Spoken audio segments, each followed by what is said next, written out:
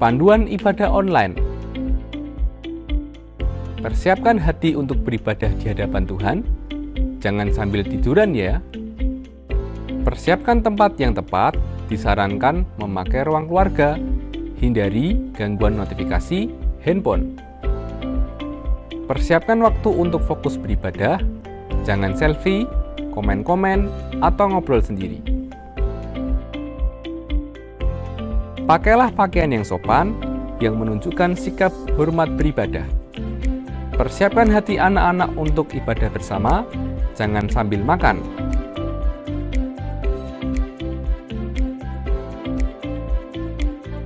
Selamat beribadah.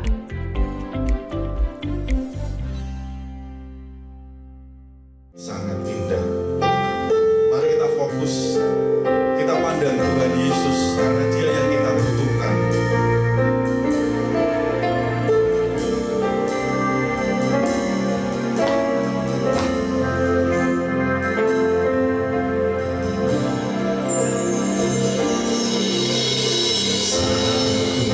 Masuk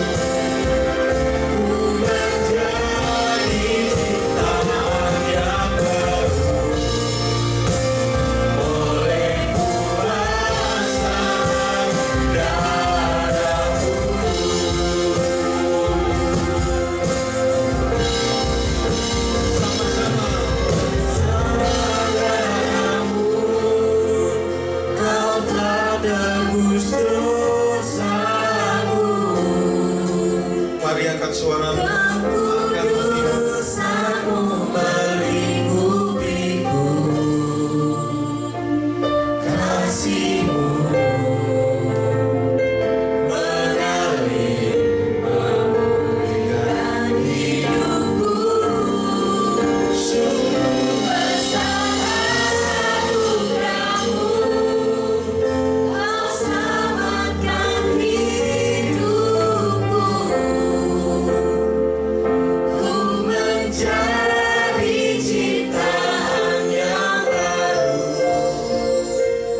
oleh kuasa darah-Mu. sekali lagi biar jemaat yang menyanyikan. Oleh Kuasa darah-Mu, Kau telah tebus dosaku.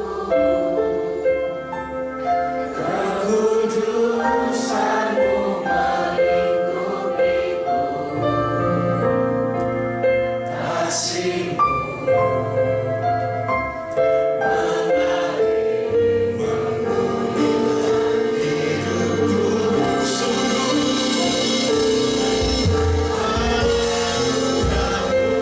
Kau selamatkan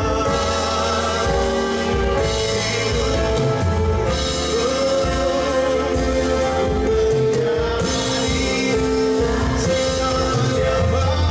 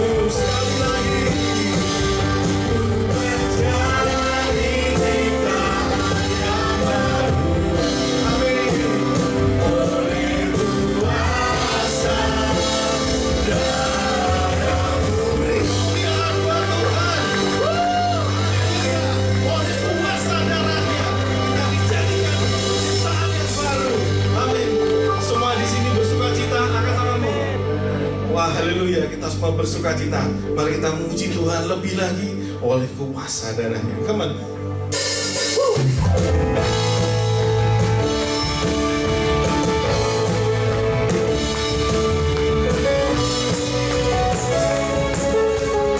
Mari sama-sama.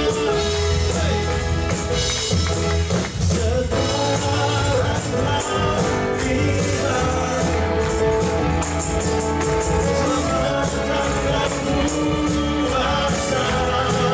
amin. Dan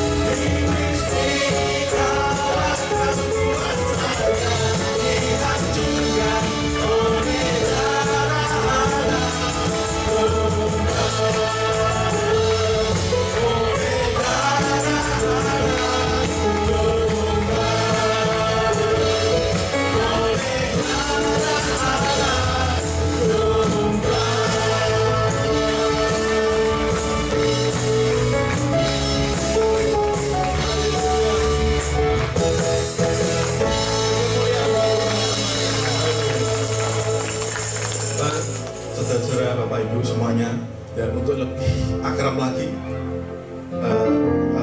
tos nama ini ya, yang nggak kenal kenalan dulu ya.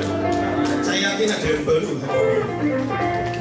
Ya, saling bersapa itu terlihat kerukunannya ya, semua tersenyum ya kelihatannya dari sini. Haleluya, Tuhan adalah kekuatan kita ya. Jangan pernah menyerah ya dalam kehidupan kita, jangan pernah menyerah. Tuhan Yesus kekuatan kita. Kalau tidak kuat pegangan siapa? Kalau tidak kuat pegangan siapa? Jangan kurang yakin ya. Kalau nggak kuat ya pegangan siapa? Amin. Lakukan Tuhan Yesus. Come on, go.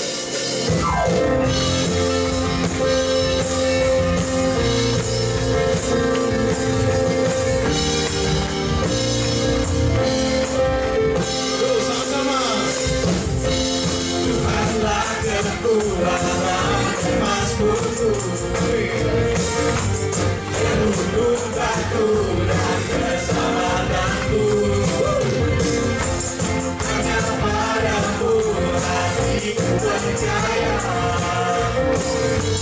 Kaulah menara perlindungan. Tuhan selalu bersungguh seperti lampu padaku, takkan pernah berubah. Hatiku percaya, walau bumi berguncang, namun kasih setiamu menyertai.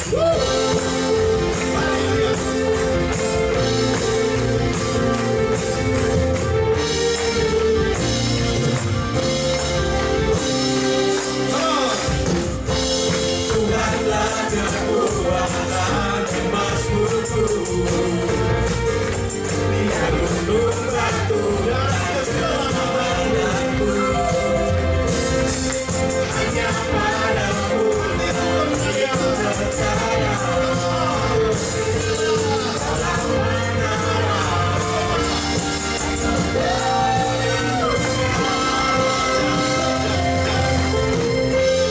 Tuhan selalu bersungguh seperti lampu padaku, takkan pernah berubah. Hatiku percaya, walau bumi bergoncang, gunung beranjak, namun kasih setiamu tak pergi dariku. Haleluya. Jangan pernah menyerah. Meskipun kita kalah, kita lebih dari menang. Kita adalah orang-orang yang lebih menang. Karena Tuhan Yesus beserta dengan kita. Yeay. Come on.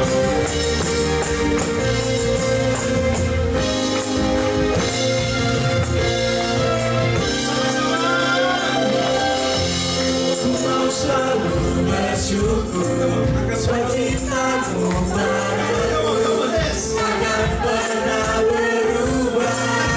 Tapi ku percaya, walau bumi berguncang, gunung bergoyang, namun kasih setiamu selalu.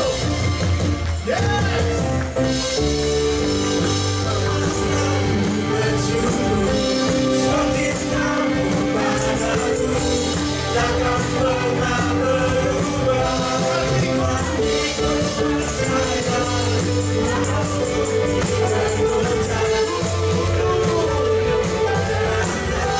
namun kasih setiamu tak pergi dariku. Kasih setiamu tak pergi dariku. Kasih setiamu tak pergi dariku.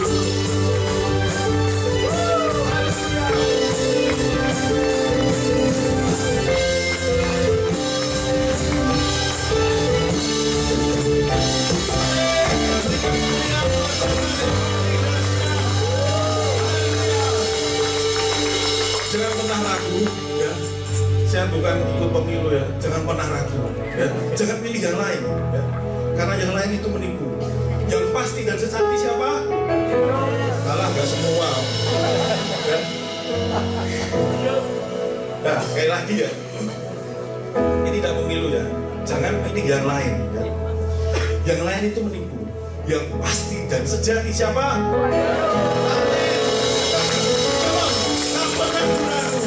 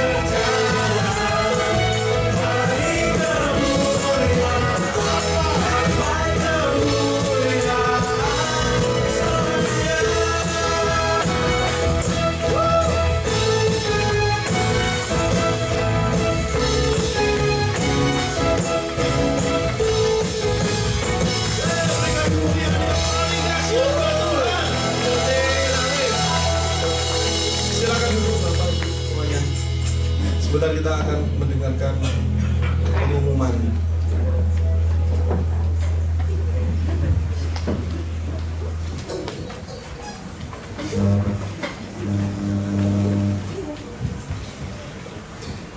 Shalom Bapak Ibu saudara kasih Tuhan. Biarlah kita selalu berjalan bersama Tuhan, ya. Amin. Pengumuman yang pertama, kami dari gereja GKI mengucapkan terima kasih atas pelayanan firman Tuhan yang akan disampaikan oleh Bapak Pendeta Reval Raymond dari Ungaran. Tuhan Yesus memberkati. Mari bergabung di dalam doa sekota yang akan diadakan pada hari Senin 16 September 2024, ya, tepatnya besok sore akan diadakan di GKMI Kenari, Jalan Kenari nomor 6 Kudus, pukul 6 sore Bapak Ibu, ya, dengan tema hidup bertanggung jawab. Nanti pujian penyembahan dari tim GKMI Kenari dan pembicaranya Bapak Pendeta Andi Setiawan Co. Mari kita ruangkan waktu, apalagi besok itu tanggal merah, ya, kita bisa hadir karena kita juga masih mendampingi doa sekota. Meskipun tidak di tempat ini, kita boleh punya kerinduan untuk mendoakan kota kita, bangsa kita, negara kita. Sampaikan pada kanan kirimu, jangan lupa datang doa sekota.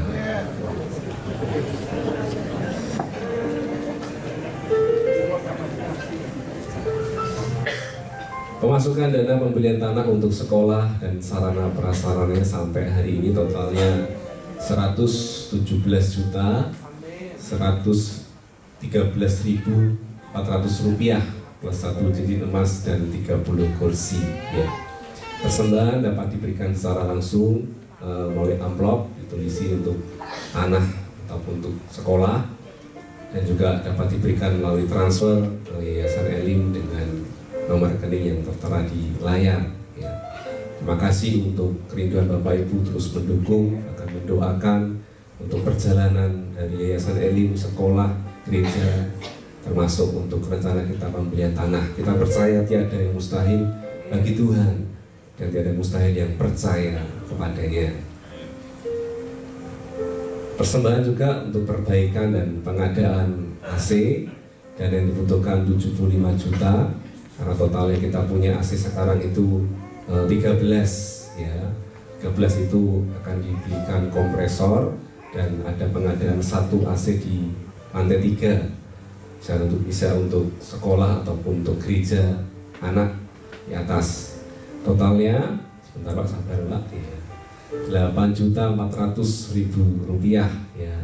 Kita juga dukung di dalam doa dan dana sehingga dapat terlaksananya untuk perbaikan dan pengadaan AC.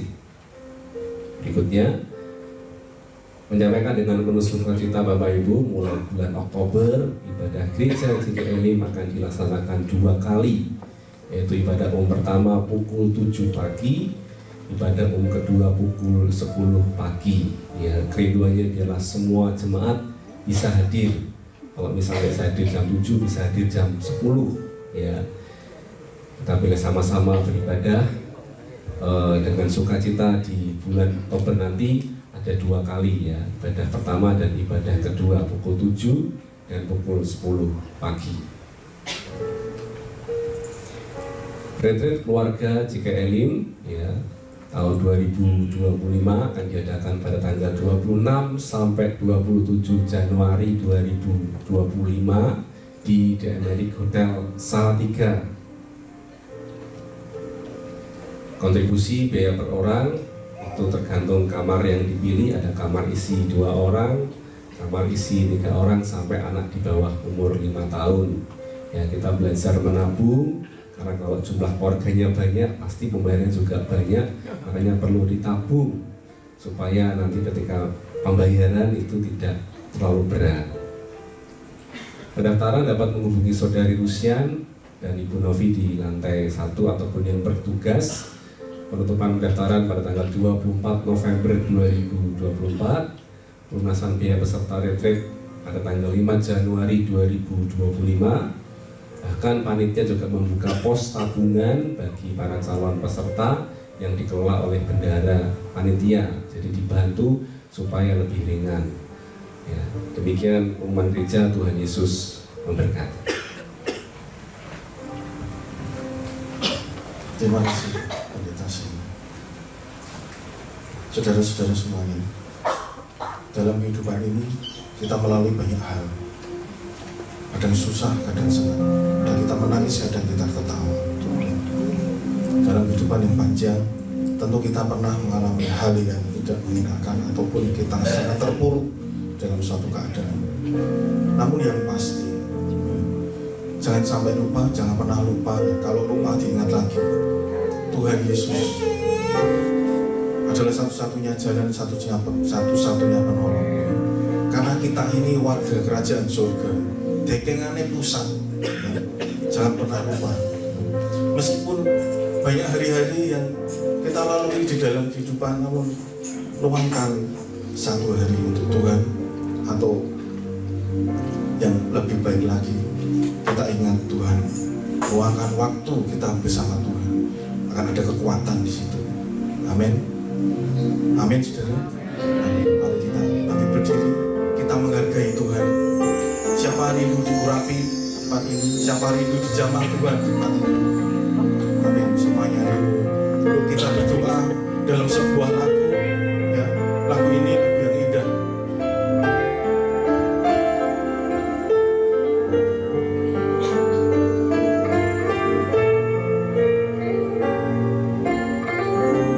Katakan sama-sama.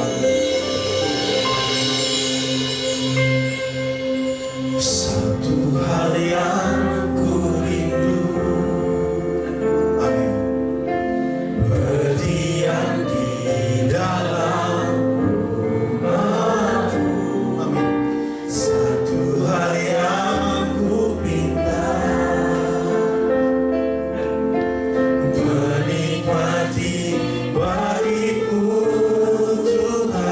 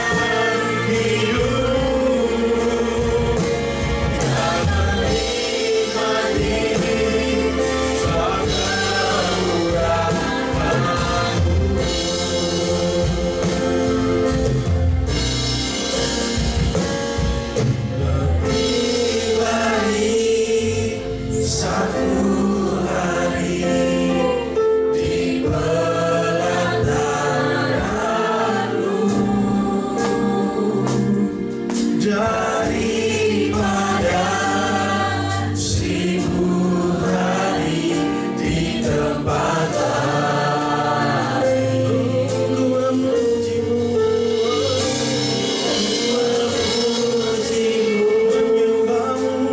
menyembahmu. Kau Allah yang hidup dan menikmati surga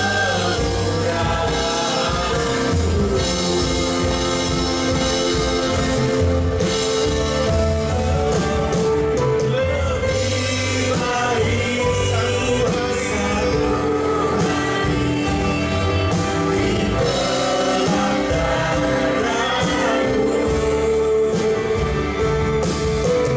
daripada 1000 hari di tempat lain. Aku memujimu, aku menyembahmu. Kau Allah yang hidup dan menikmati surga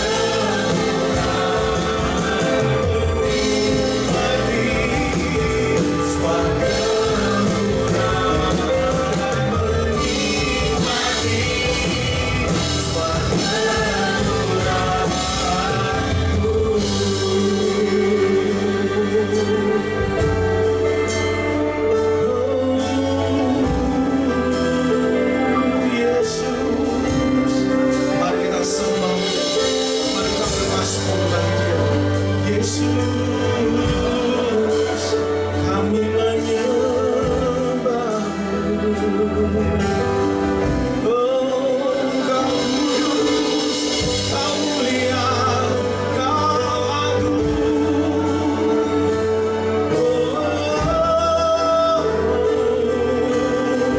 Haleluya,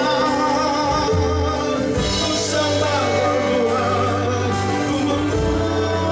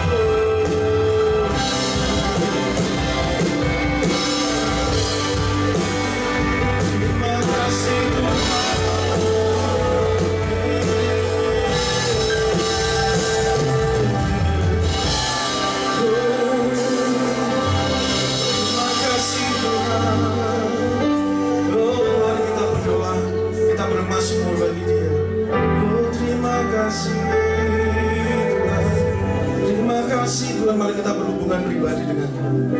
Engkau yang rindu, Engkau yang tidak pernah punya waktu, saat ini waktunya, mari berhubungan pribadi dengan Tuhan. Panggil namanya. Engkau yang tidak mengerti, panggil namanya Yesus. Oh Yesus, Yesus Tuhan, Yesus Tuhan. Oh terima kasih Tuhan. Haleluya. Oh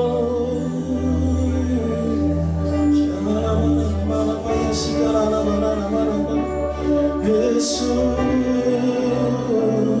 kita panggil namanya. Dia ada di tempat ini. Bersama kita satu persatu. Yesus Tuhan. Oh Tuhan Yesus, Tuhan Yesus, Tuhan Yesus. Jemaat Yesus. Yesus, panggil. Dialah kita, Dia Tuhan kita, Dia yang pasti sanggup menolong kita. Oh Yesus, oh Yesus, Yesus, oh Tuhan Yesus,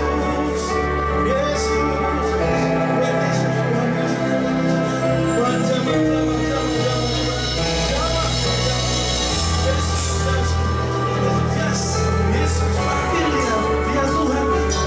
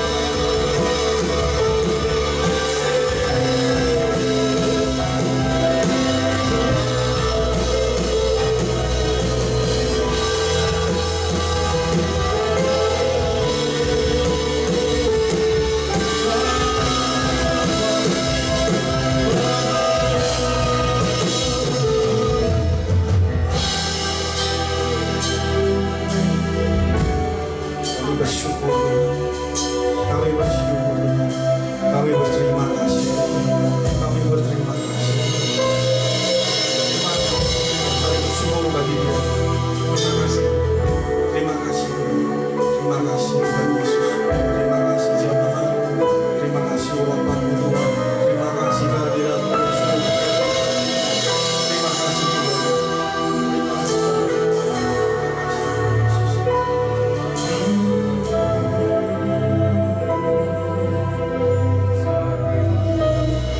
Kami bersyukur Tuhan. Kami bersyukur. Kami siap untuk mendengarkan firman-Mu Tuhan, karena firman-Mu adalah cahaya pelita yang cukup terang untuk jalan kehidupan kami. Terima kasih Tuhan Yesus. Terima kasih jamaah-Mu Tuhan. Terima kasih urapan-Mu Tuhan. Terima kasih Kau berikan kekuatan bagi hidup kami. Saat kami keluar dari tempat ini Tuhan, kami lebih dari pemenang Tuhan. Kami yakin kami kuat menjadi alam-Mu, menjadi berkat bagi sekeliling kami, sekitar kami, biar nama-Mu ditinggikan. Terima kasih Tuhan Yesus, terima kasih. Semua yang percaya, semua yang ada sukacita di tempat ini, semua yang merasakan damai sejahtera dari Tuhan, katakan sama-sama, haleluya.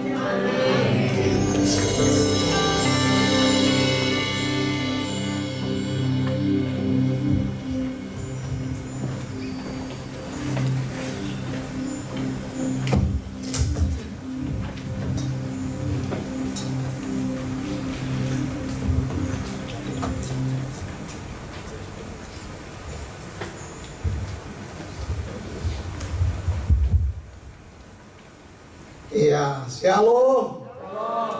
Coba tengok kiri kanan dan beri senyuman, ya.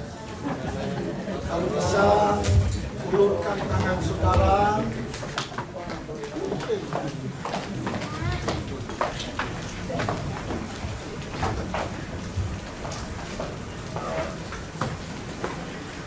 Iya, puji Tuhan. Pertama, saya sangat senang sekali, saya bersuka cita karena sekian tahun, kalau saya hitung ada 6 tahun ya Pak Roni, ada 6 tahun kita nggak ketemu ya. Saya percaya bahwa anugerah Tuhan yang boleh membawa kita boleh bertemu ya dalam suasana seperti ini, itu sangat luar biasa. Ya, saya mau sampaikan juga terima kasih banyak untuk kesempatan yang diberikan kepada saya. Ya, saya ingat ya, di 6 tahun yang lalu kami sempat pakai ruangan yang di atas, pakai untuk kuliah dari STT IKAT, program Pasca Sarjana Profesi. Terus kemarin hari Jumat Pak, hari Jumat di Ungaran bersama dengan rektor, direktur dan beberapa dosen diadakan ujian tesis dan disertasi. Karena perkuliahan yang kami adakan ini online, jadi ada banyak juga hamba-hamba Tuhan yang rindu diperlengkapi dan mereka boleh mengambil gelar. Ya, puji Tuhan juga saya bisa ketemu dengan Bapak Dono bersama istri dan Pak Chandra ya. Nggak nyangka bisa ketemu di tempat ini, haleluya ya, luar biasa ya, luar biasa. Bapak Ibu serta saudara-saudaraku yang dikasihi oleh Tuhan, begitu luar biasa saya nikmati hadirat Tuhan tadi. Ya, itu kalau saya melihat itu adalah bukti bahwa Tuhan akan melimpahkan kekuatannya pada hari-hari terakhir ini. Tentu kepada mereka yang bersungguh hati mencari Dia, ya, luar biasa. rasanya suasana hadirat Tuhan, waduh, diteruskan aja, gak masalah gitu ya. Itu indah sekali ya. Kalau Tuhan mau bekerja, gak ada yang bisa menahan.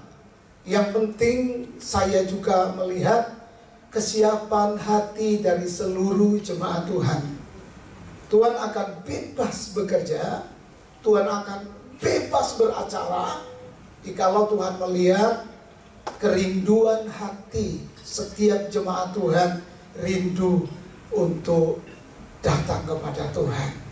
Ya, haleluya, amin. Berapa banyak yang rindu hari-hari ini ditambah-tambahkan lagi. Ya, puji Tuhan. Ya, Bapak Ibu serta saudara-saudaraku yang dikasihi oleh Tuhan, saya mau membaca satu ayat. Dari ayat ini saja, saudara, saya dapati ada 3 poin yang mudah-mudahan bisa saya akhiri ke 3 poin ini. Ya, kita akan baca dulu dalam 1 Korintus pasal 15 ayatnya yang ke-10. 1 Korintus pasal 15 ayatnya yang ke-10. Tidak salah kalau kita bisa baca bareng-bareng ya. Amin. Dan saya minta tidak keberatan kita bisa berdiri. Ya, bisa Bapak Ibu, bisa berdiri ya. Kita baca di 1 Korintus pasal 15 ayat 10. Dengan hitungan 3 kita baca bareng-bareng. 1, 2, 3. Tetapi karena kasih karunia Allah, aku ada sebagaimana aku ada sekarang. Dan kasih karunia yang dianugerahkannya kepadaku tidak sia-sia. Sebaliknya, aku telah bekerja lebih keras daripada mereka semua. Tetapi bukannya aku, melainkan kasih karunia Allah yang menyertai aku. Terpujilah nama Tuhan. Silakan dulu. Ya. Ya, Bapak Ibu, kita percaya bahwa kalau kita masih ada sampai saat ini, kita ada dalam keadaan kondisi yang baik, maupun kita ada dalam keadaan kondisi yang tidak baik, kita tentu setuju berkata itu karena kasih karunia Allah. Amin, aminnya kok cuma 2 orang ya. Ya, saya mau ulangi lagi. Saudaraku, apapun juga keadaan dan keberadaan kita, baik maupun tidak baik, itu adalah kasih karunia Allah. Amin. Ya. Apakah kita saat ini ada dalam pergumulan, ataukah kita tidak ada dalam pergumulan, ada masalah atau tidak ada masalah, saya kembali katakan karena kasih karunia Allah. Kenapa? Karena pengamatan Tuhan itu tidak lepas dari dalam setiap kita. Dan itu sudah dikerjakan Tuhan. Itu sudah dibuat Tuhan. Itu pada 2000 tahun yang lampau setelah Yesus mati dan bangkit.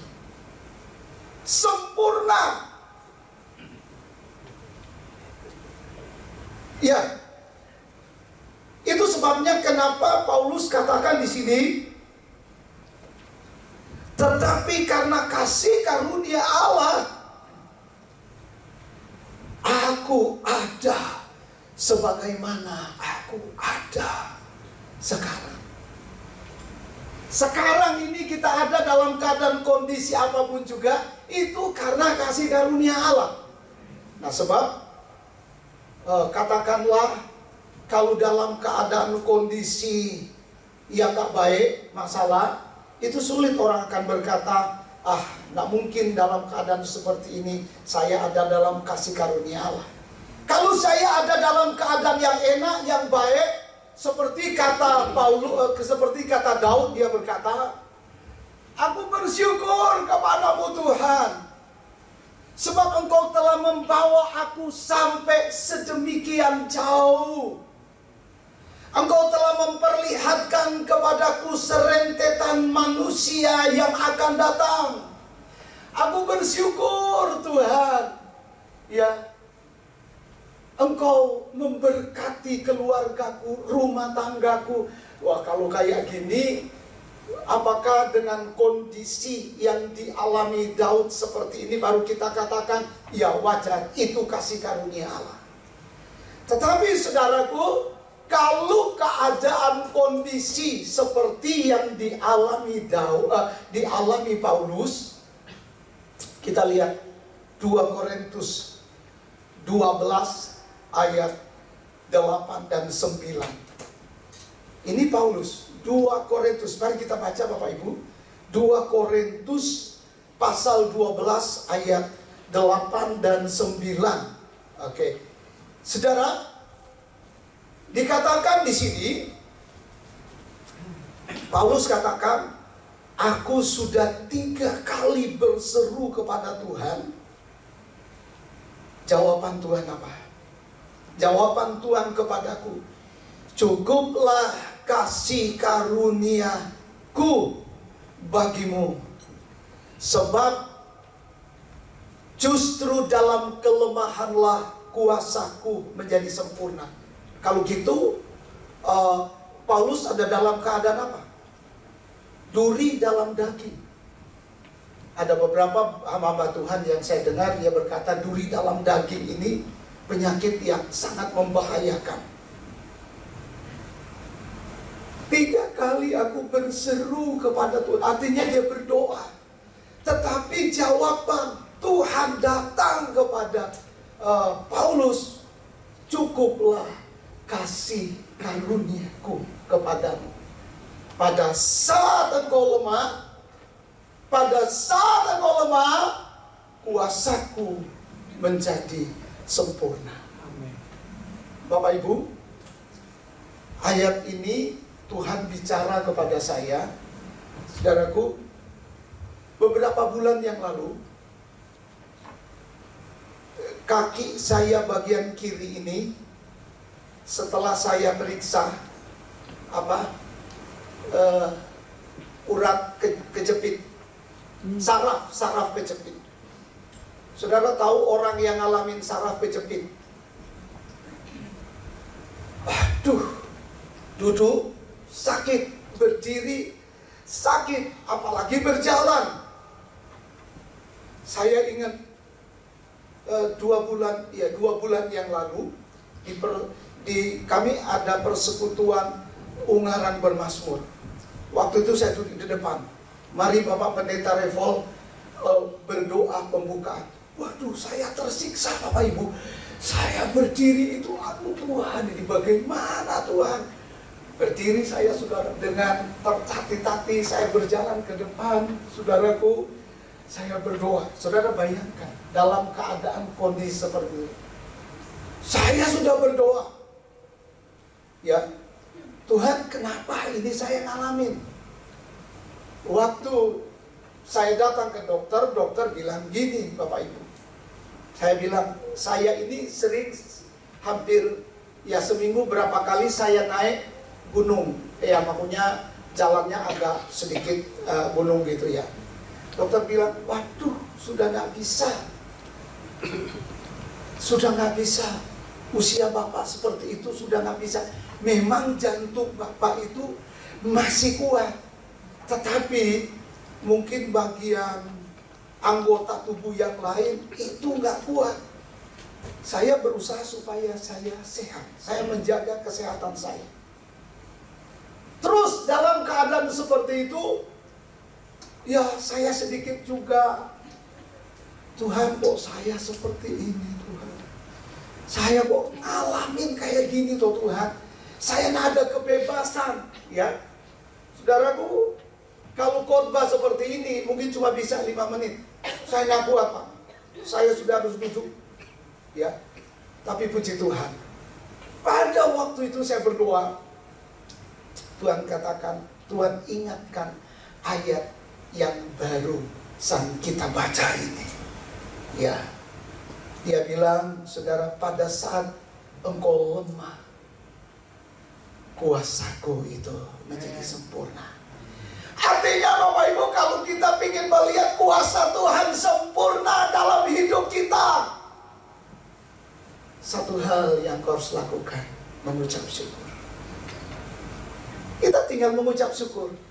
Tuhan, terima kasih. Kalau memang Tuhan izinkan ini terjadi dalam hidup saya mengucap syukur. Terus apa yang saya lakukan? Saya terapi juga Bapak Ibu. Terapi itu cuma ada alat yang di ini. Rupanya Tuhan mengajar saya untuk saya juga bisa mengerti bahwa kesetiaan untuk meraih kesembuhan itu ada kalanya butuh waktu dan tetap mengucap syukur. Amin Bapak Ibu. Amin. Wow.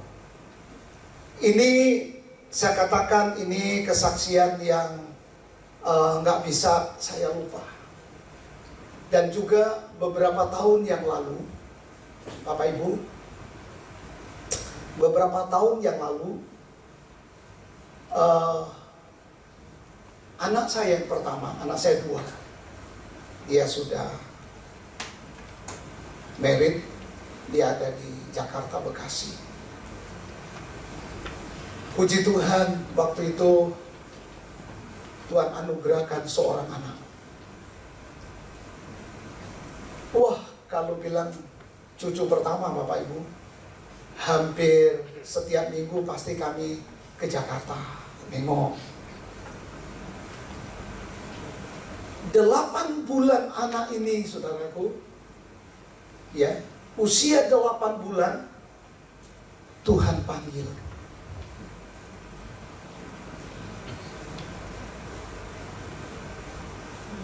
Mungkin kami juga berdoa, dosa apa, kesalahan apa Tuhan? Waktu sebelum anak ini meninggal, kami berdoa supaya ada mujizat Tuhan dinyatakan. Bapak Ibu, saya ingat terakhir waktu di hari keberapa kami Jakarta, kami doain terus. Kami ada 4 orang, kami angkat cawan Tuhan, kami berdoa. Saat itu Tuhan bicara kepada saya dalam Ayub pasal pertama ayat 21. Tuhan yang memberi, Tuhan yang mengambil. Terpujilah nama Tuhan. Kalau Tuhan sudah bilang dia yang memberi, dia yang mengambil, dia mau dia dong. Dia mau ngambil saat kapanpun, ya sudah.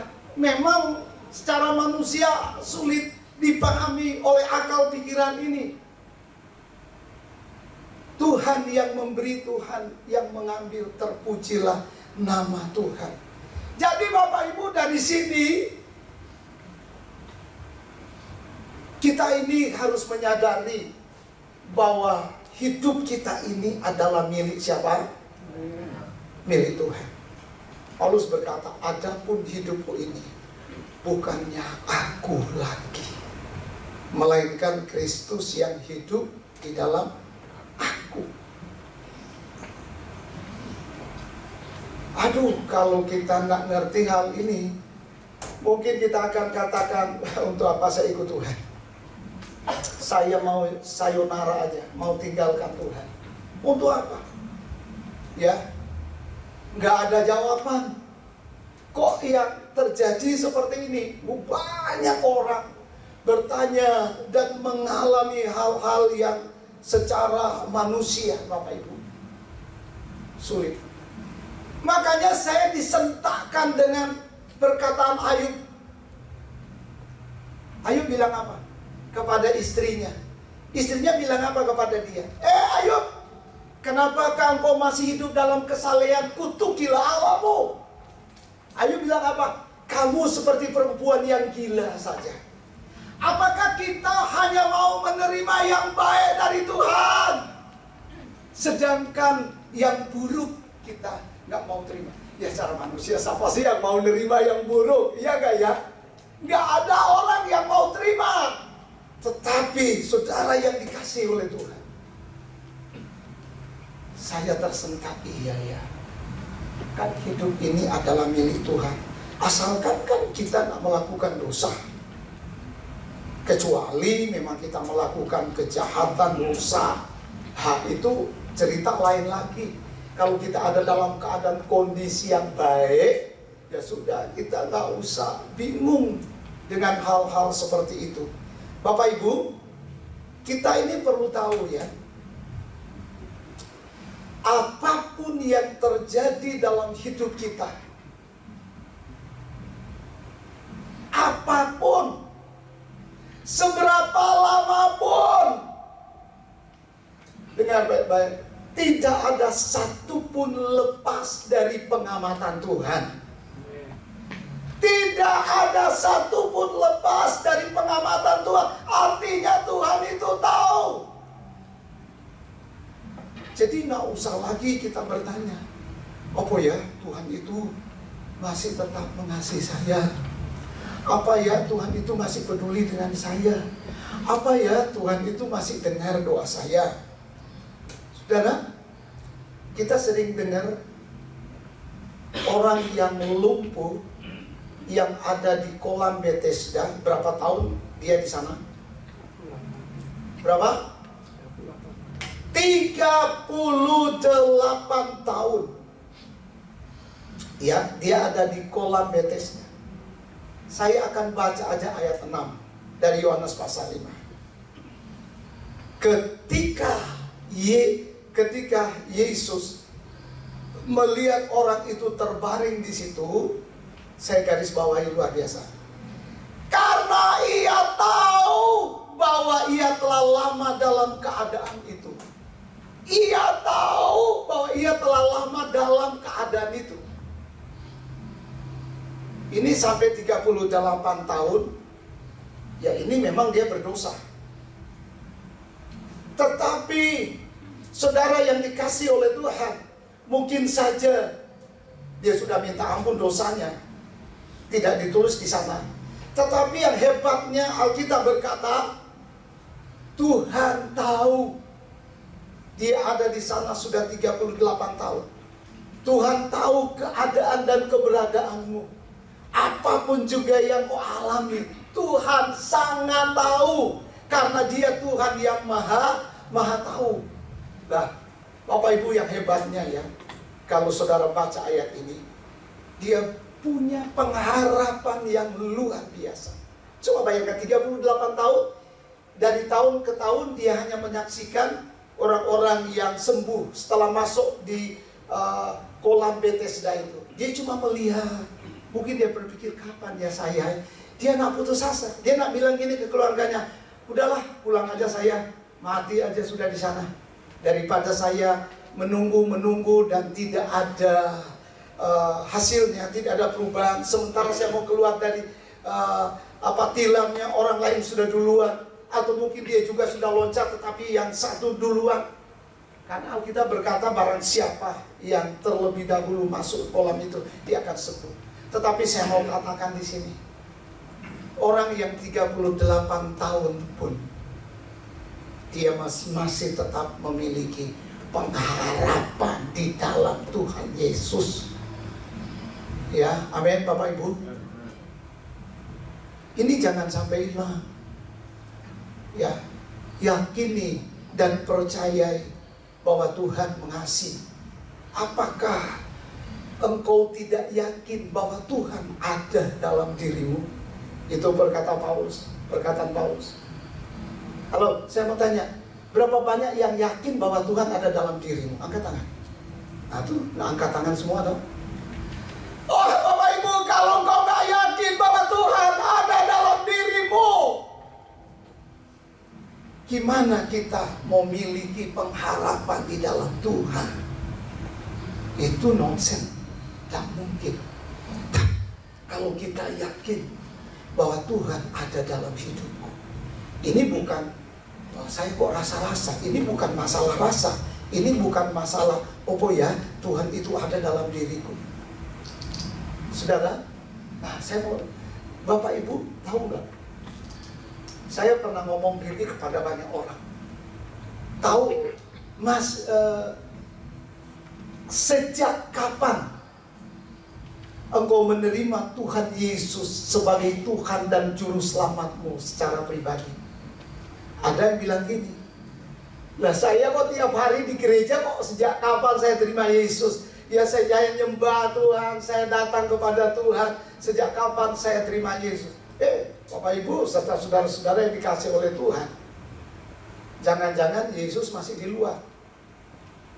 Ya, kenapa Tuhan bilang kepada Nikodemus, engkau harus dilahirkan kembali? Saya ingat awal mulanya saya terima Tuhan Yesus sebagai Tuhan dan Juru Selamat saya secara pribadi di Kalimantan Timur. Saya itu dulu sebagai majelis gereja GPIB, Bapak Ibu.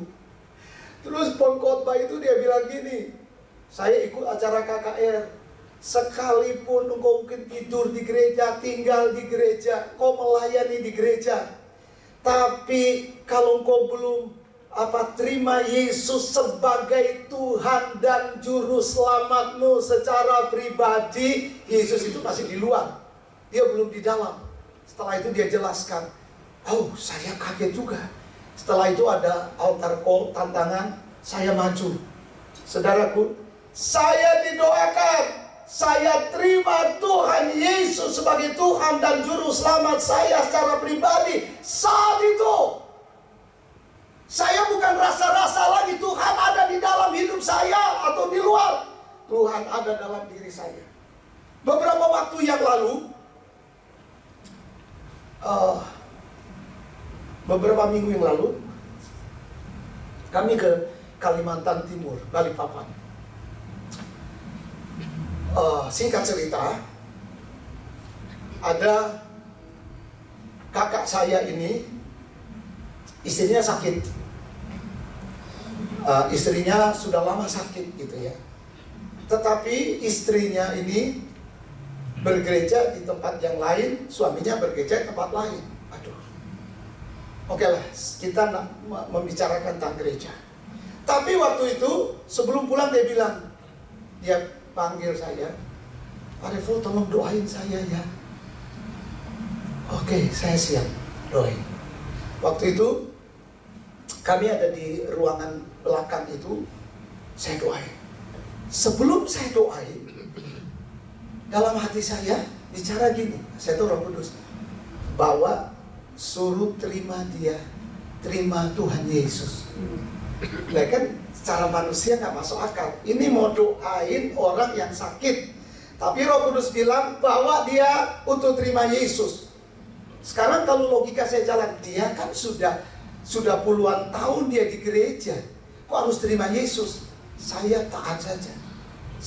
Saya nggak bilang gini, ibu sudah terima Yesus belum? Mungkin dia akan bilang gini, ya sudah dong, saya ke gereja kok. Jadi saya bilang gini sama dia, oke ibu, ikutin doa saya. Tuhan Yesus, Tuhan Yesus, saya datang kepadamu Tuhan. Saya percaya bahwa Tuhan Yesus sudah mati di atas kayu salib. Saya sadar bahwa saya ini orang berdosa. Hari ini, saat ini, saya mau terima Engkau Tuhan sebagai Tuhan dan Juru Selamat saya secara pribadi. Masuk dalam hatiku Tuhan. Masuk dalam hatiku Tuhan. Memerintah dalam hidupku. Menjadi Tuhan dalam hidupku. Menjadi Raja dalam hidupku Tuhan. Setelah habis saya bimbing dia terima Yesus, saya mulai hardik segala bentuk penyakit yang terjadi dalam diri dia. Besok pagi Bapak Ibu, besok telepon, aku terima terima kasih, saya sembuh, saya mau, saya sudah sembuh, saya sudah sehat, saya mau jalan sama suami, ayo mau kemana, saya mau ikut, dan lain sebagainya. Saudaraku yang dikasih oleh Tuhan, setelah orang itu terima Yesus, Yesus masuk dalam hatinya, tinggal dalam dirinya. Ini dasar, saudaraku. Tetapi ada banyak juga anak-anak Tuhan, ya, seperti belum memahami hal-hal seperti ini. Luar biasa. Itu sebabnya, ya, saudara, aku bersyukur Tuhan. Kita harus berterima kasih. Aku ada oleh karena kasih karunia Allah. Katakan sama-sama, aku ada oleh karena kasih karunia Allah. Bapak Ibu, saya jumpai seorang yang bernama Daud ini dalam satu ayat. Dia berkata seperti ini. Mazmur 139 ayat 14. Aku bersyukur kepadamu Tuhan, sebab kejadianku dahsyat dan ajaib. Ajaib apa yang kau buat, dan jiwaku benar-benar menyadarinya. Engkau telah membentuk aku di dalam buah kandungan ibuku. Aku bersyukur kepadamu. Bayangkan, beda dengan Ayub. Ayub bilang apa? Nanti kalau saudara suka baca firman Tuhan dari pasal 2, pasal 3 Ayub, dia bilang gini, kenapa ada buah dada yang menyusu aku? Kenapa ada orang yang memberitahu kepada bapakku seorang anak telah lahir? Artinya dia bilang gini, kenapa aku gak mati saja pada saat aku dalam kandungan? Saudara lihat, Ayub, kalau saudara baca, sulit menerima keadaan pada waktu itu. Karena anak-anaknya mati semua. Ya, habis harta kekayaannya. Sebagai manusia, dia komplain dengan Tuhan. Dia berkata, dia berontak dengan Tuhan. Tapi kita lihat berbeda dengan Daud.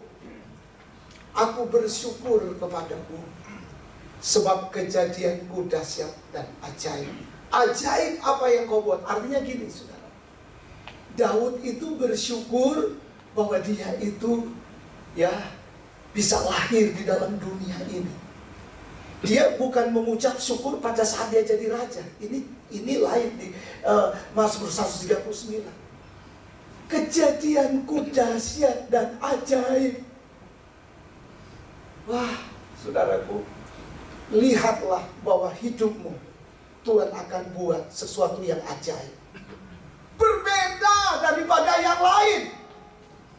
Ini kalau kita, ya, tetap mentaati kebenaran firman Tuhan. Tapi kalau enggak, pasti kita akan katakan, ya memang sudah nasib hidup saya ya memang kayak gini kok. Ya mungkin karena memang saya dilahirkan seperti ini, ya, susah, miskin, melarat, dan lain sebagainya. Bapak Ibu, kita harus membalikkan keadaan. Membalikkan keadaan dengan perkataan-perkataan yang positif sesuai dengan firman Tuhan. Setuju? Dengar saudara, kita harus membalikkan keadaan. Artinya sekarang sudah nggak musimnya lagi kita mengeluh, nggak musimnya lagi kita berkata kenapa, dan kenapa. Nggak musimnya lagi. Kita cuma bisa mengucap syukur. Waktu Tuhan sudah sangat dekat. Tuhan akan menggenapi kehendaknya kepada orang-orang yang mau melihat kebaikan Tuhan dan dapat mengucap syukur dengan kondisi atau keadaan dan keberadaan apapun juga. Saudaraku, kita harus balikkan keadaan. Kalau kita nggak balikkan keadaan kita tetap seperti ini. Perkataan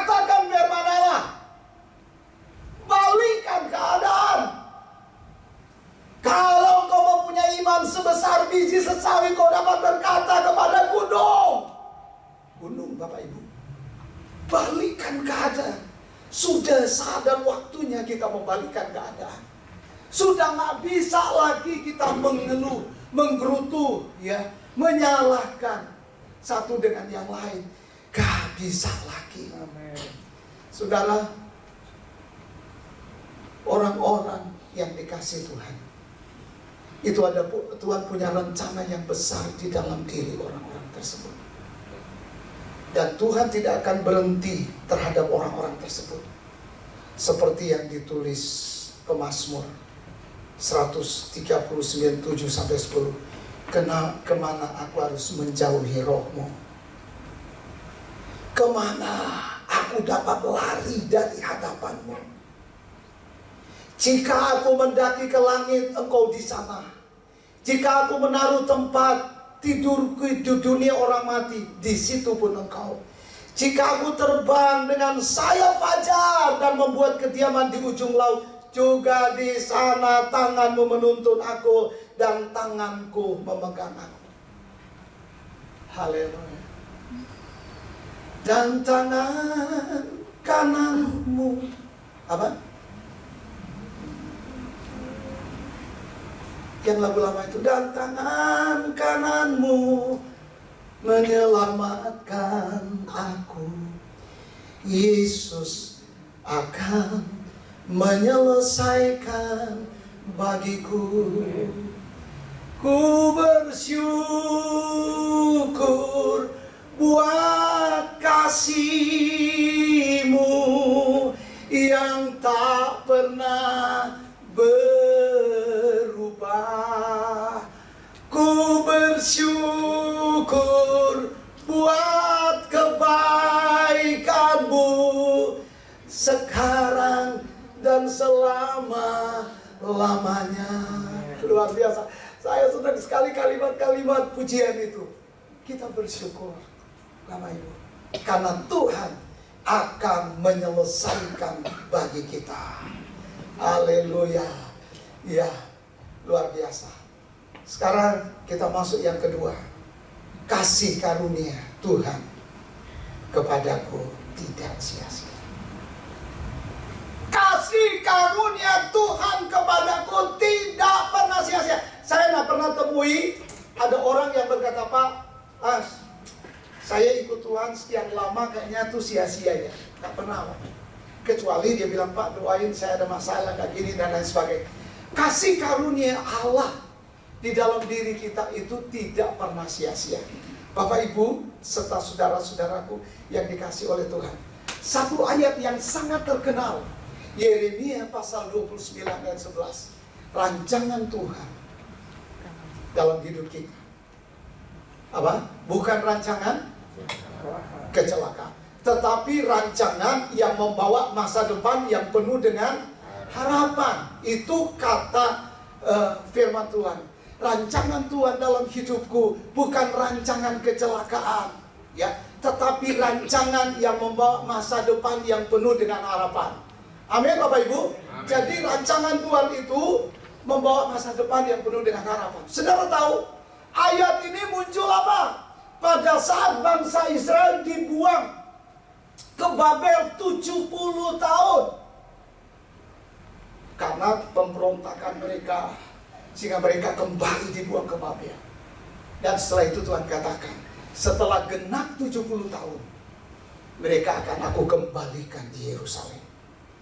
Dan ayat ini muncul, rancangan Tuhan dalam hidup mereka bukan rancangan kecelakaan, bukan rancangan kegagalan, tapi rancangan yang membawa masa depan yang penuh dengan harapan.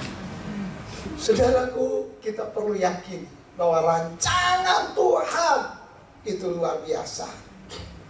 Sebab Tuhan bilang apa? Mungkin kita sadari mungkin kita kurang setia, ya bisa saja karena keadaan kondisi kelemahan kita. Tapi Tuhan bilang apa? Sekalipun engkau tidak setia, Tuhan tetap apa, Bapak Ibu? Tetap setia. Jadi dia Allah yang setia. Dia tidak akan membatalkan ketidaksetiaan karena kelemahan kita. Tetapi dia berkata, sekali dia setia, dia tetap setia. Amin. Ya, itu kita harus tetap setia sampai akhir. Nah, saudara, kita memang menyadari dalam perjalanan hidup ini tuh ada kalanya tidak sesuai dengan apa yang kita lihat, tidak sesuai dengan apa yang kita alami. Saudara tahu gak? Tidak sedikit ada anak-anak Tuhan, mereka berkata, kayaknya kok sia-sia ya ikut Tuhan, sia-sia kok seperti ini terus, tak ada perubahan. Perhatikan Bapak Ibu, ada satu ayat yang saya kutip di sini. Mazmur 73 ayat 13 dan 15. Saya baca saja di sini. Dia bilang gini. Ini Mazmur Asaf. Sia-siakah sama sekali aku mempertahankan hati nurani yang bersih di hadapan Allah, namun sepanjang hari aku kena tulah. Itu tidak berhenti di situ. Dia katakan lagi, andaikan, itu baru dalam, andaikan aku berkata-kata seperti itu, aku mengkhianati angkatan anak-anakku. Artinya kalau sampai kita sudah pikir, sia-sia ya kita ikut Tuhan, kok kayak gini-gini, nggak ada pertolongan. Orang tersebut adalah pengkhianat, bahkan menjadi pengkhianat untuk angkatan anak-anaknya. Ini firman Tuhan yang bilang, Bapak Ibu. Wah, tentu kita nak mau jadi pengkhianat untuk angkatan anak-anak kita, ya, menjadi pengkhianat. Mereka tidak melihat keteladanan iman kita, mereka tidak melihat keteladanan kesetiaan kita.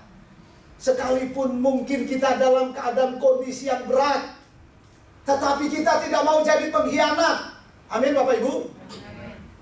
Sudah tahu, di tanggal 17 Agustus kemarin itu banyak juga mengkhotbahkan tentang bangsa yang mengkhianati bangsanya sendiri. Wah, saudaraku, pengkhianat itu ngeri, Bapak Ibu. Di dalam gereja juga, ya, mungkin ada yang enak-enak saja yang dia lihat. Kalau dia lihat kekurangan, ceritain saudaraku. Ini ada hamba Tuhan di satu denominasi saya, dia bilang gini, Pak, sampai hamba Tuhan ini, aduh, dia tertekan sampai 7-8 kilo turun berat badannya. Dia bilang, itu adik tuh kakak ya, di satu gereja. Dia jadi pengkhianat, dia menceritakan hal-hal yang gak benar.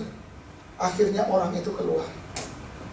Saudaraku yang dikasihi oleh Tuhan, ya, kita sudah tertanam di satu gereja, tertanam di satu tempat. Kita memberkati tempat itu, bukan jadi pengkhianat. Makanya Asaf bilang, andaikan aku berkata-kata seperti itu, aku mengkhianati angkatan anak-anakku, mengkhianati angkatan yang nanti akan muncul. Saudara, mari terus kita harus di dalam Tuhan. Kondisi apapun juga tetap kita di dalam Tuhan, ya. Sebab kasih karunia yang Tuhan anugerahkan kepada kita itu tidak sia-sia. Saudara, tetap setia. Karena apa? Kesetiaan itu Tuhan sangat sukai. Dia berkata, aku menyukai kasih setia. Itu Hosea 6 ayat 6. Tuhan katakan, aku menyukai kasih setia dan bukan korban sembelian. Menyukai pengenalan akan Allah lebih daripada korban. Jadi Tuhan itu senang orang yang setia. Tuhan senang orang yang suka mengenal Dia. Makanya kenapa Paulus katakan, yang aku kehendaki, apa Bapak Ibu? Mengenal Dia. Oh, luar biasa. Kalau kita mengenal Tuhan, kita tidak akan tergoyahkan. Terus kita kenal Tuhan. Yang terakhir, yang ketiga, kasih karunia Tuhan kepadaku, aku bekerja lebih keras. Jadi rupanya kasih karunia Tuhan itu tidak menjadikan orang itu malas. Kasih karunia tidak menjadikan orang itu bersungut-sungut. Kasih karunia Allah tidak menjadikan orang patah semangat. Kasih karunia tidak menjadikan orang menyerah dengan keadaannya. Tetapi kasih karunia Allah, aku akan bekerja lebih keras. Dia bekerja lebih keras bukan karena kekuatan dia. Dia katakan karena kasih karunia Allah. Amin. Kasih karunia Allah membuat dia bisa bekerja keras. Artinya dia tidak putus asa. Dia terus melangkah. Gagal boleh terjadi. Tetapi dia akan terus maju. Dia tetap percaya ada Tuhan di balik dia. Itu sebabnya kalau saya lihat kenapa Paulus berkata, karena kasih karunia Allah, aku bekerja lebih keras. Saudara, memang Paulus menyadari dia adalah dulu penganiaya jemaat Allah. Kita tahu ya, Paulus sadar akan dosa-dosanya yang sangat besar. Terus dia berkata apa? Setelah dia hidup dalam anugerah Tuhan, kalau kita lihat rohnya begitu kuat dan terus menyala-nyala. Dia pernah berkata, ikutilah teladanku, ikutilah cara hidupku. Saya belum pernah temui ada seorang hamba Tuhan ngomong kalimat itu. Ini loh seperti saya. Biasanya kalau kita dengar orang seperti ini, kita langsung mengecap apa? Sombongnya, ya. Tapi kenapa Paulus berkata, ikutilah teladanku, ikutilah cara hidupku, ikutilah pendirianku. Oh, makanya Bapak Ibu, ya betul juga ya. Kalau kita memiliki cara hidup yang baik, Alkitab berkata, kalau kita memiliki cara hidup yang baik, kita akan membungkamkan segala bentuk kepicikan dan kelicikan orang-orang bodoh. Orang mau cari kelemahan di mana? Kalau mereka melihat, kalau kita hidup dengan cara hidup yang baik. Daniel pun, dia hidup pada zamannya, ya. Para penguasa pada saat itu mau menjatuhkan dia. Cuma satu, mereka mau menjatuhkan dia karena dalam sehari 3 kali dia naik ke loteng untuk nyembah Tuhan. Dan mereka buat peraturan, dalam sekian waktu lamanya tidak ada yang nyembah selain daripada Allah. Oh, saudaraku, mulut singa pun bungkam. Ini luar biasa. Kalau orang benar, Bapak Ibu, hidupmu benar, orang lain mau mencari kekurangan dan hal-hal yang membahayakan hidup, tidak akan kena. Itu pasti. Ini luar biasa. Jadi kita diajar supaya kita jangan diam, jangan menyerah dengan keadaan kita, sebab keadaan tidak bisa mengubah kita. Kita yang harus mengubah keadaan.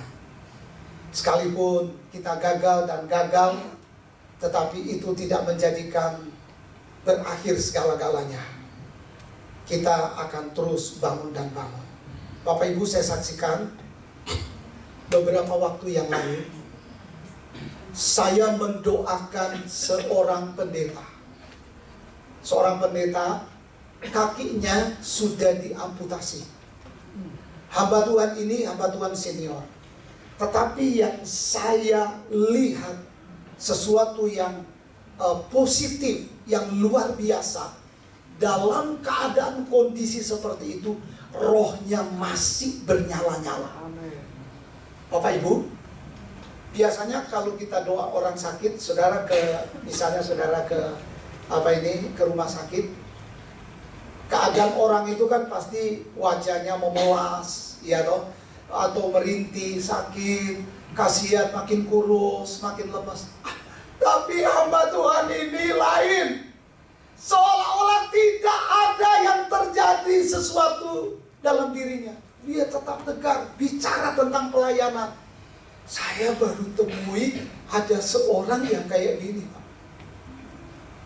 Setelah itu, karena beberapa pendeta di situ, Pak Revo doain.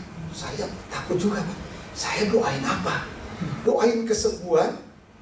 Ya, kaki sudah amputasi. Aduh, saya gitu apa ya?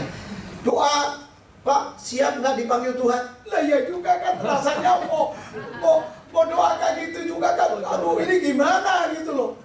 Aduh, kok saya dikasih doa? Ada hamba Tuhan di situ, kok saya dikasih doa? Ya, sudah Bapak Ibu. Sekalipun saya nggak tahu Tuhan mau taruh bagaimana, karena memang keadaan saat itu ditunjuk saya doa, ya saya doa saja. Ya doa Bapak Ibu. Ya pastikan yang kita doa Tuhan berikan dia penghiburan, berikan dia kekuatan. Bapak Ibu, setelah itu beberapa minggu kemudian dia dipanggil Tuhan. Yang saya mau saksikan di sini, sakit tidak membawa dia itu putus asa. Sudah diamputasi, kondisinya tetap prima dan luar biasa. Artinya Bapak Ibu, saya melihat satu pengajaran yang luar biasa lewat hamba Tuhan ini. Oh gitu ya, supaya orang tetap melihat bahwa ada Tuhan dalam diri kita. Amin. Amin. Ada Tuhan dalam diri kita. Nah, jangan sampai Bapak Ibu, Wahyu katakan, engkau dikatakan hidup padahal apa? Mati. Sekali lagi, jangan sampai Wahyu katakan, engkau dikatakan hidup padahal engkau mati. Nah, saudara, dan Tuhan katakan di Wahyu itu, bangunlah, kuatkanlah apa yang masih tinggal, yang sudah hampir mati. Mungkin ada beberapa anak-anak Tuhan yang sudah seperti bulu yang patah terkulai, atau sumbu yang sudah pudar nyawa. Tapi janji Tuhan, sumbu itu tidak akan dipadamkan, bulu itu tidak akan patah, itu akan ditegakkan. Itu sebabnya dia katakan, bangun, kuatkanlah apa yang masih tinggal. Yang masih tinggal, yang masih ada itu apa? Tuhan cari yang ada. Tuhan katakan, apa yang ada padamu? Hanya 5 ketul roti, 2 ekor ikan. Apa yang ada padamu? Tuhan gak cari yang tidak ada, Bapak Ibu. Tapi Tuhan cari yang apa? Yang ada. Sekali lagi, Tuhan cari yang ada dalam hidupmu. Amin. Kalau engkau tetap ada dalam keadaan kondisi seperti ini, engkau akan berkata, Tuhan, ini aku Tuhan. Amin. Kalau kita ada dalam keadaan seperti, kita akan berkata, ini aku Tuhan. Saudara percaya bahwa Tuhan ada di sini. Saudara percaya bahwa Tuhan meneguhkan firman-Nya hari-hari ini. Amin. Saudara tutup mata. Darah tutup mata.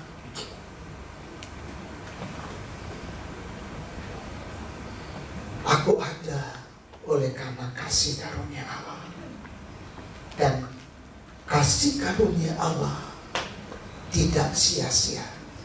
Kasih karunia Allah akan membuat rohku bernyala-nyala. Akan membuat aku bergairah lagi. Kalau engkau orangnya, kalau engkau mau menanggapi dan meresponi firman Allah, yang mungkin ini sangat sederhana, tapi engkau berkata, Tuhan, ampuni kalau selama ini aku banyak mengeluh, bersungut-sungut, aku gak bisa mengucap syukur. Biar aku bisa melihat saat ini, kalau aku masih ada karena kasih karunia Allah. Dan kasih karunia Allah itu tidak akan menjadi sia-sia. Haleluya. Musik kita nyanyikan, ku ada sebagaimana ku ada. Haleluya. Bapak Ibu kita bangkit berdiri. Kita nyanyikan dengan lembut. Haleluya. Haleluya.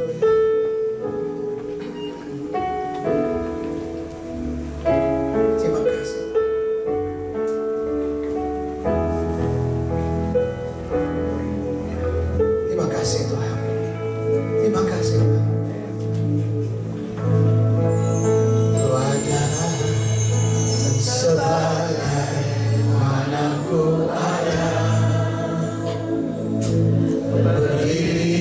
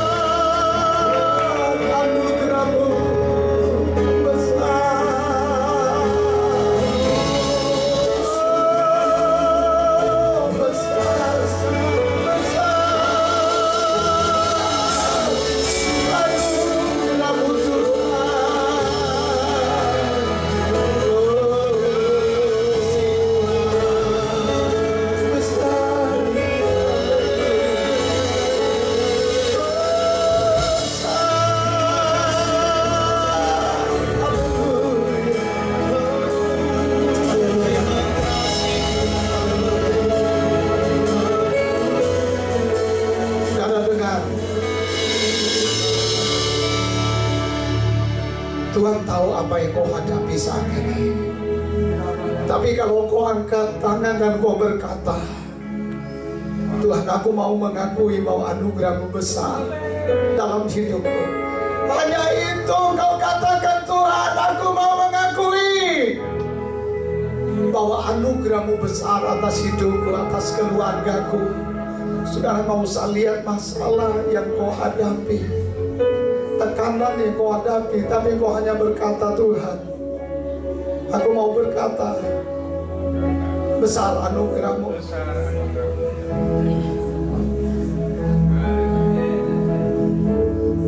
Seorang perwira, dia datang kepada Tuhan. Dia cuma bilang gini, katakan sepatah kata, maka hamba-Ku akan sembuh. Pagi ini Tuhan ingatkan, kau hanya berkata, Tuhan, besar anugerah-Mu dalam hidupku, dalam keluargaku. Dikala kau berkata dengan hati yang jujur, maka engkau mengakui kedaulatan Allah dalam hidupmu. Dikala engkau berkata besar anugerah-Mu, sama dengan kau berkata bahwa karya pengorbanan Kristus itu tidak sia-sia dalam hidupku. Itu sempurna. Katakan, Tuhan, terima kasih. Setelah kau katakan seperti itu, Bapak Ibu, engkau ada tekanan hari-hari ini. Yakinkanlah bahwa firman Tuhan itu adalah ya dan amin. Haleluya.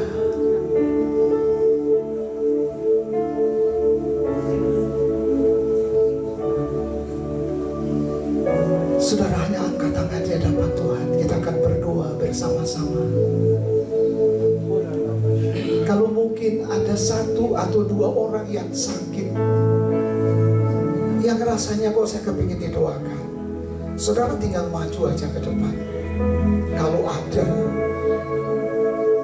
tapi kalau tidak ada, kau hanya angkat tangan. Tuhan, mulai saat ini aku akan mengucap syukur kepadamu. Dengan yang Tuhan cari,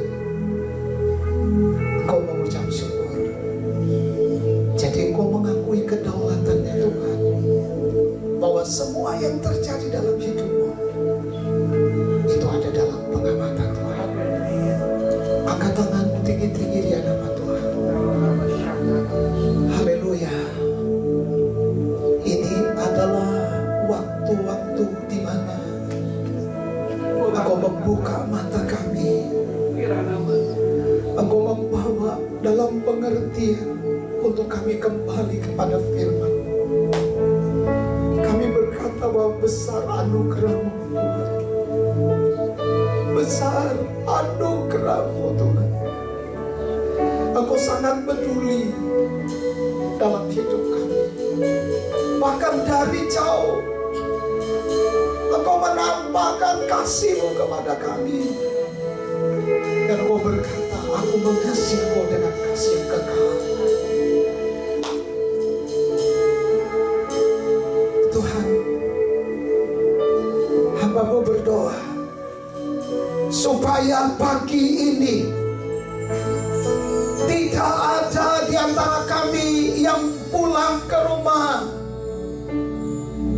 masih ada perasaan dan tekanan-tekanan yang mengganggu di dalam pikiran hatinya. Hamba-Mu berdoa, biar pagi hari ini anugerah-Mu besar melepaskan dan membebaskan yang bukan datangnya daripada Tuhan. Musuh-musuh yang mau menaburkan kekhawatiran, kecemasan, kebimbangan, keraguan-raguan, aku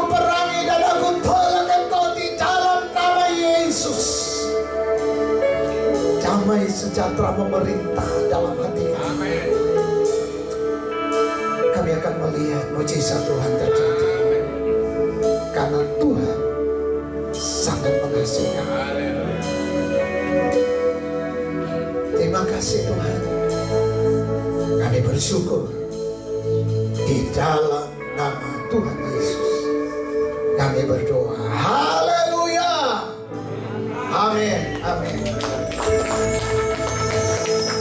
Kita masih tetap berdiri. Mari kita tetap mengangkat tangan kita bersama-sama. Bapak Ibu, sebuah tema firman Tuhan pagi ini tentang menghormati Sabat. Karena Bapak Ibu dan anak-anak semua yang berkumpul di ruangan ini, engkau tidak menginjak-injak hukum Sabat, dan engkau tidak melakukan urusanmu pada hari kudusku. Karena engkau menyebutkan hari Sabat hari kenikmatan, dan hari kudus hari yang mulia. Karena engkau menghormatinya dengan tidak menjalankan segala acaramu, dan dengan tidak mengurus urusanmu atau berkata omong kosong, maka engkau jemaat hamba-hamba Tuhan, firman Tuhan berkata, terimalah, dikatakan seperti ini, engkau akan bersenang-senang karena Tuhan. Dan aku Tuhan Allah Yahweh akan membuat engkau melintasi puncak bukit-bukit di bumi dengan kendaraan kemenangan.